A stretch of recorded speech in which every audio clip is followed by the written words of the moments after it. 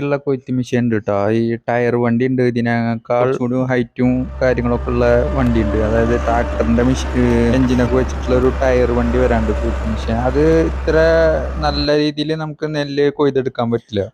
അതുപോലെ തന്നെ കുബോട്ട എന്ന് പറഞ്ഞിട്ടുള്ള വേറെ കൊയ്ത്ത് മെഷീൻ ഉണ്ട്. അത് ഇതിനേക്കാൾ ഒന്നുകൂടി ചെറുതാണ്. അപ്പൊ അതിലാണ് കൂടുതൽ കച്ചറയും കാര്യങ്ങളൊക്കെ വരിക.